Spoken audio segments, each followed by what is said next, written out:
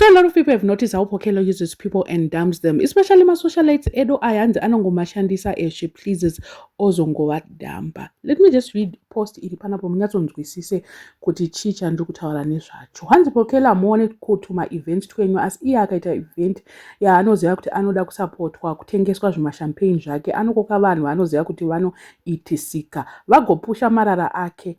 Musabvuma kuitiswa, regai apushe zvinhu zvake ega nevanhu vake anatanya tuvashandi twake. Uyu ndiye munhu ari selfish manje anongoda kuzvichekera pane cream even tumafriendship twake nanatanya ivavo vanzwa nekushandiswa. Ndopandobhigawo maishusho apa maiti heye haana kukokwa vanotoziva kuti kaya akaitiswe yese yese and I'm sure even kakakokwa kanogona kutokudira rafu. Anowina award yei yaanowina Poki iyeyo yishampagne yekumasewage.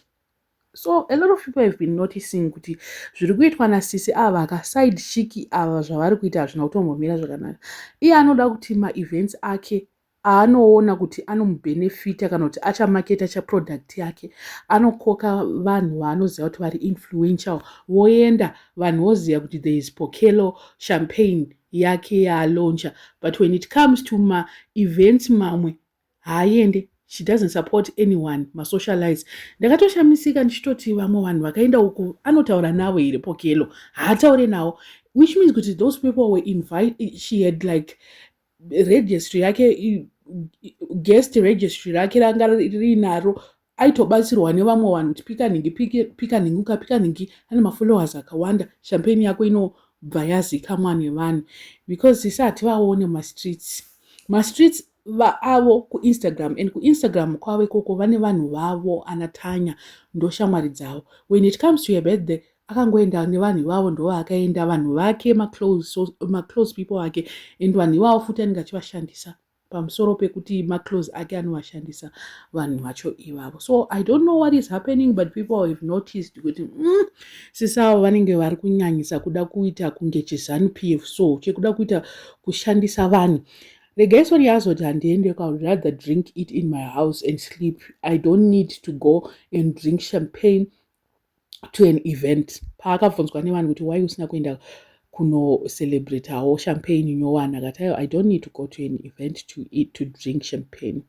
She celebrated birthday rake takariona kuti champagne yakaenda ikanodi ikoko vakakokwa but iye vaakada kushandisa ndo vaakaunza kuchampagne yake launch yaya kubirthday kwake akaselecta vaanoda chete kuti vaende ikoko.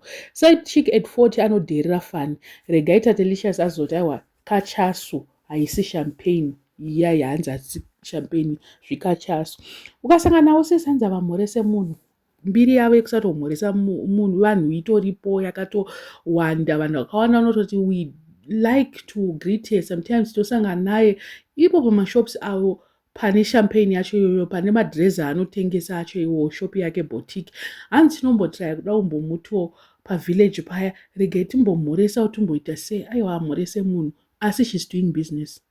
Handiziva kuti business rerudzi shandiswa ikoko because sisi vari selfish. Mugotenga champagne iyo mugonwa mugonakirwa mugotenga madress ake mugotenga mared bottom itai zvese izvozvo handi majaira kuitiswa. Regai isusu nhasi tiri kuti regai kuitiswa nevanhu ava. Vanhu ava vajaira kuitiswa vachida kungoziva kutoti tinoziva kuti tine vanhu vedu vachanotesta kuti champagne yake inoita sei. Amen. Itai ikoko. Otherwise people have noticed kuti kana iyo Pokelo Nare 2025 honorary empower boss lady, what kind of an award is that? Yakawina yakanzi honorary. Vanhu vari kutobvunzawo kuti munhu uyu anenge atozviisa award rake ega because hatiizivi award yaari kuti akawana sisi Pokelo ka. Amen.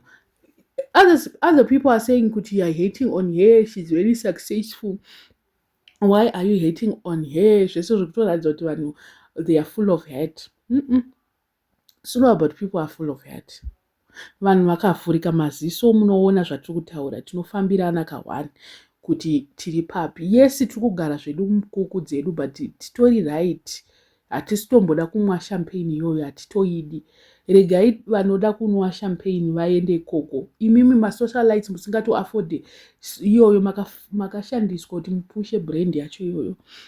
Then after that they were dumped. nothing more. You just attend an event, you took pictures with her. What did it benefit you? You fork out money to look for a dress. Everything you did kuda kungoplisa Pokelos event. But when it comes to your events as socialized there, she doesn't come and support kuti angari kuevent yaMadam Boss kana kuti angari kuevent yaya good vibes. You will never see her. So I mean, regai zviitiswe muzvimasocialites zvacho dai ungari maitita havaimboita ende vanogona kutokutuka futi waenda kunoatenda. Chakangwara Felicitas anokutukira kuti iye watomuinvite anotokuti futseko hako futi. I don't know what you guys think. Let me know in the comment section. What are your thoughts? Let's keep the conversation going in the comment section.